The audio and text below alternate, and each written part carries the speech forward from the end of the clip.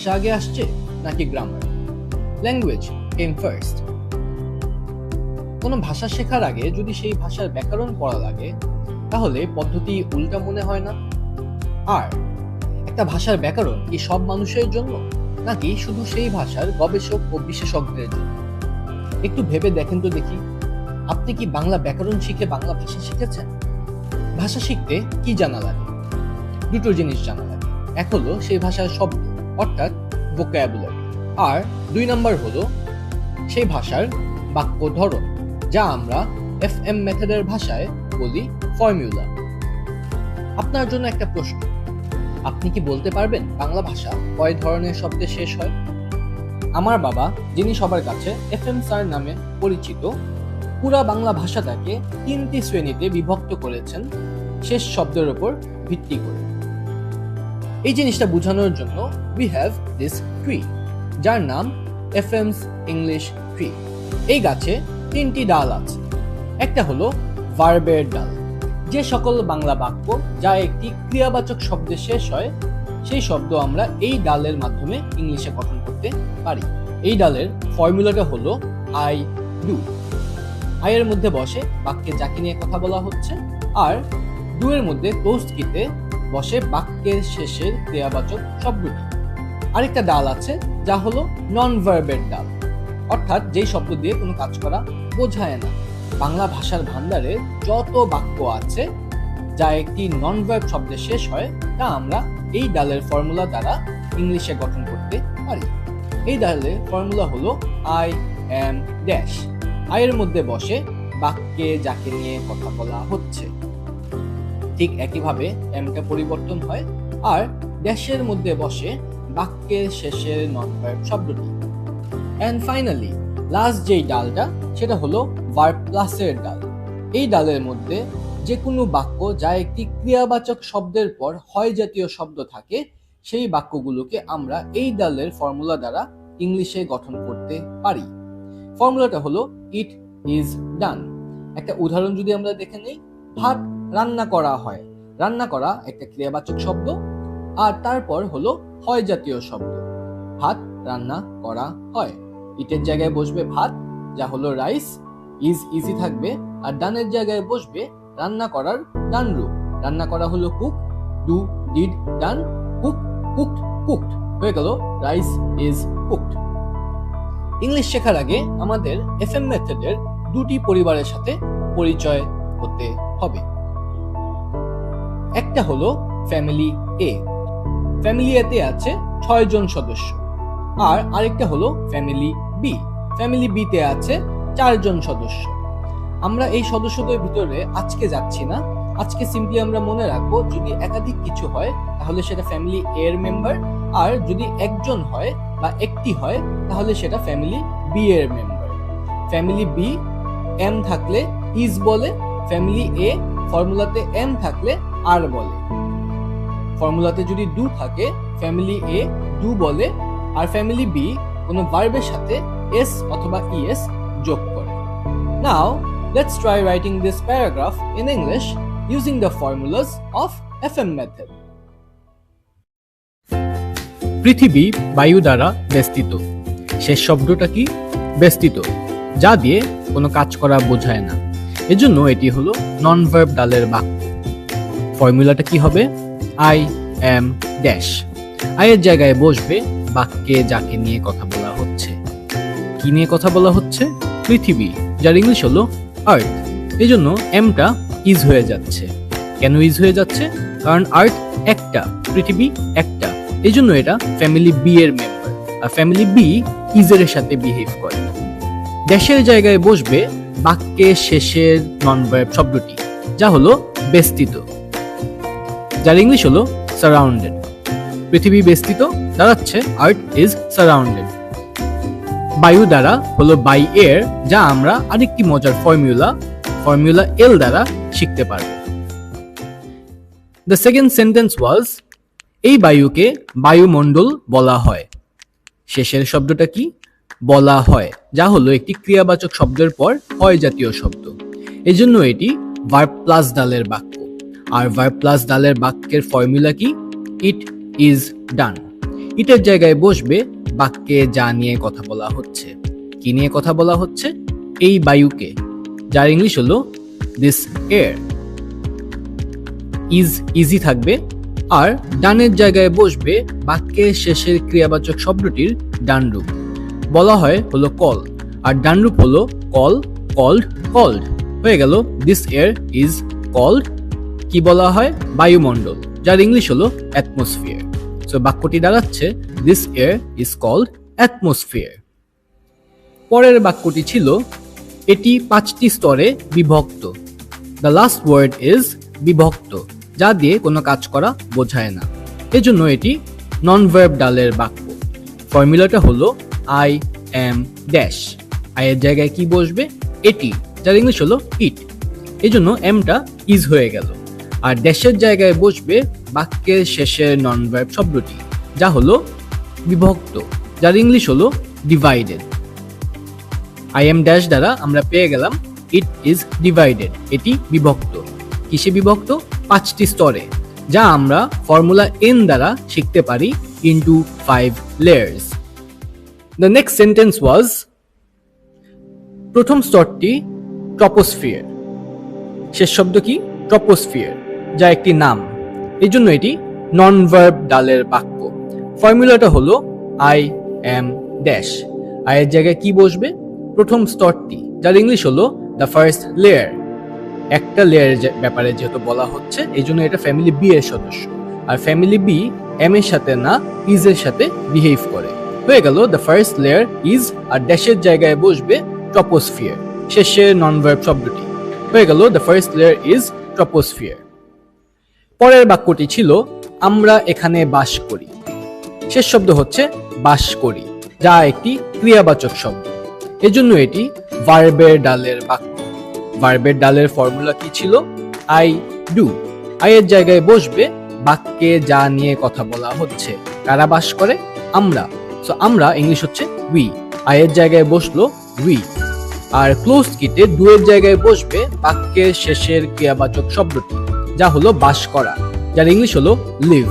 হয়ে গেল we live. বাকি থাকে কি? এখানে, যার ইংলিশ হলো হিয়ার, তাহলে হয়ে গেল উই লিভ হিয়ার। পরের বাক্যটি ছিল এই স্তরে মেঘ এবং আবহাওয়া তৈরি হয়। কোন ডালের বাক্য? এটা হলো ভার্বের ডালের বাক্য। যদি তোমার মনে হয়ে থাকে যে এটা ভার্ব প্লাসের বাক্য, যদি তৈরি করা হয় হতো তাহলে হতো ভার্ব প্লাসের বাক্য, কিন্তু তৈরি হয় এটাই হচ্ছে ক্রিয়াবাচক শব্দ, এই জন্য এটি হলো ভার্বের ডালের বাক্য। আই এর জায়গায় তাহলে কি বসবে? কি তৈরি হয়? মেঘ এবং আবহাওয়া, যার ইংলিশ হলো মেঘের ইংলিশ ক্লাউডস, আর আবহাওয়া ইংলিশ হলো ওয়েদার। হয়ে গেল clouds and weather. Clouds and weather দুটি জিনিস যেহেতু, তার মানে এরা ফ্যামিলি এর সদস্য, এজন্য ক্রিয়াবাচক শব্দটির সাথে এস বা ইএস যোগ হবে না। তৈরি হওয়া ইংলিশ হলো ফর্ম। সো আই ডু এর মাধ্যমে আমরা পেয়ে গেলাম ক্লাউডস অ্যান্ড ওয়েদার ফর্ম। বাকি থাকে কি? এই স্তরে, যা আমরা ফর্মুলা এন দ্বারা গঠন করতে পারি, ইন দিস লেয়ার। নেক্সট সেন্টেন্সটি ছিল এরপর হলো স্ট্র্যাটোস্ফিয়ার। শেষ শব্দটা কি? কাজ করা বোঝাচ্ছে না, এজন্য এটি নন ভার্ব ডালের বাক্য। ফর্মুলাটা তাহলে কি? I am dash. আই এর জায়গায় বসবে এরপর, যা হলো নেক্সট। এমটা এর জন্য কি হয়ে যাচ্ছে? এরপর আমি একটা জিনিসের একটা লেয়ারের ব্যাপারে যেহেতু বলছি, এই জন্য এমটা হয়ে গেল ইজ, দাঁড়াচ্ছে নেক্সট ইজ। ড্যাশের জায়গায় বসবে বাক্যের শেষের নন ভার্ব শব্দটি, যা হলো স্ট্র্যাটোস্ফিয়ার। বাক্যটি তাহলে দাঁড়াচ্ছে ইংলিশে নেক্সট ইজ স্ট্র্যাটোস্ফিয়ার। এটি ওজোন লেয়ার ধারণ করে। বাক্যের শেষ শব্দ হচ্ছে ধারণ করা, যা একটি ক্রিয়াবাচক শব্দ।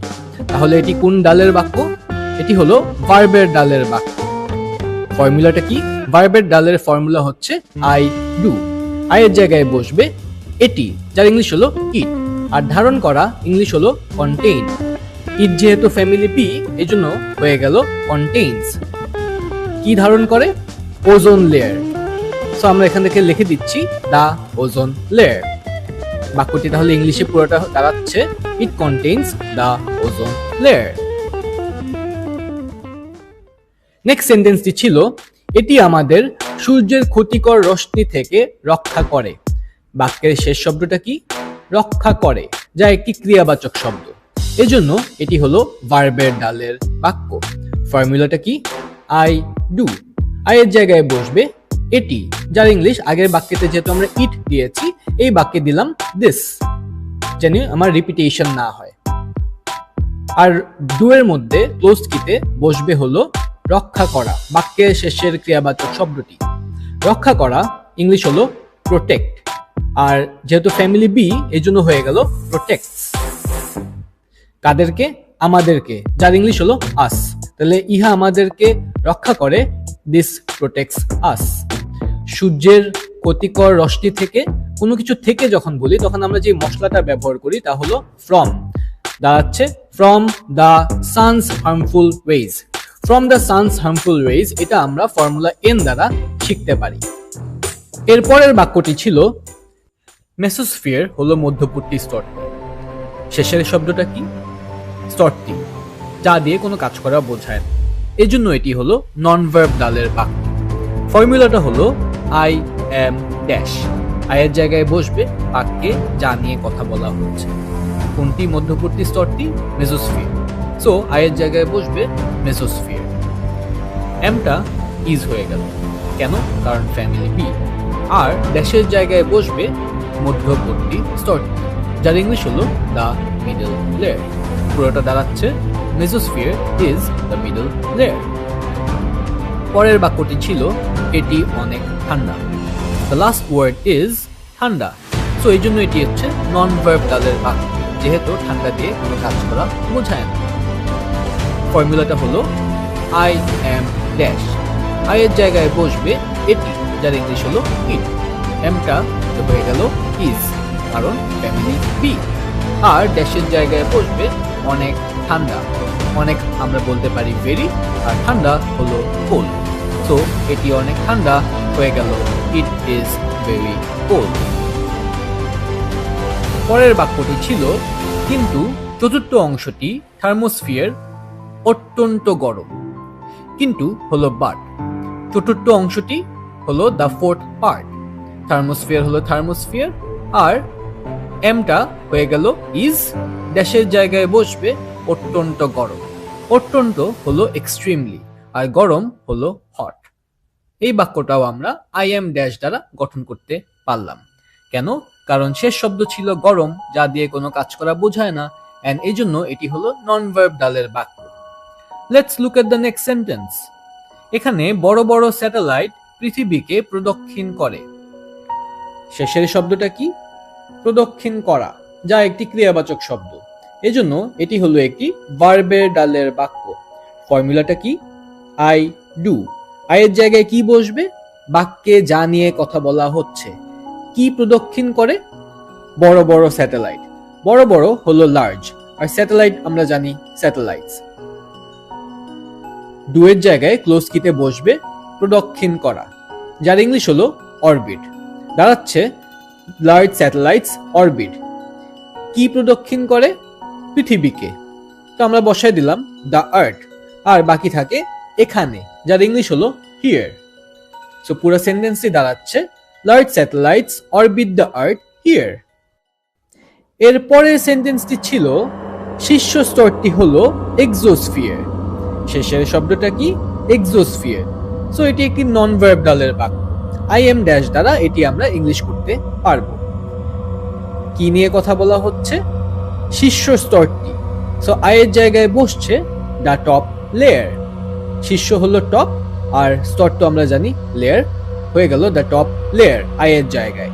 এমটা হয়ে গেল ইজ, কারণ ফ্যামিলি বি।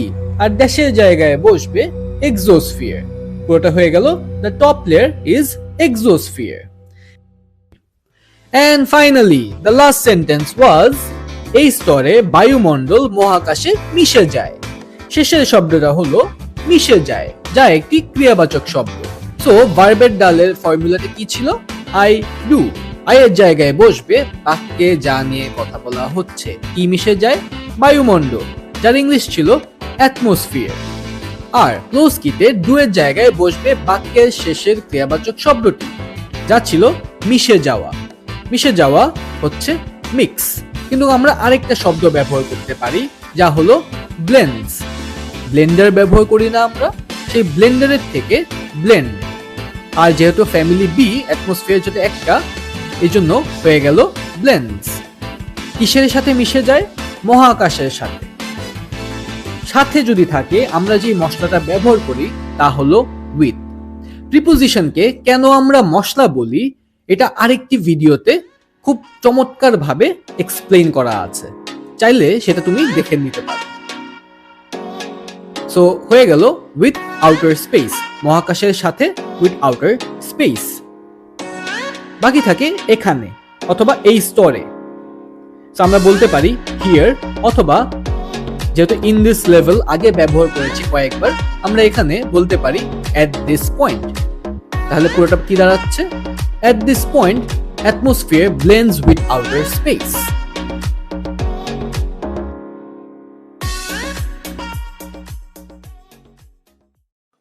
টেন্স অথবা গ্রামার ছাড়া ইংরেজি শেখার জন্য আজই চলে আসো এফএ মেথডের একটি ফ্রি ক্লাসে এন্ড উপভোগ করো the difference between a coaching centre and a research centre. আসসালামু আলাইকুম।